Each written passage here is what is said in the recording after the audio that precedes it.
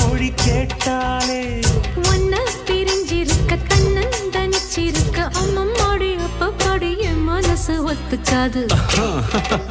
செந்தூர பாண்டிக்கு ஒரு சோடி கிளி கூ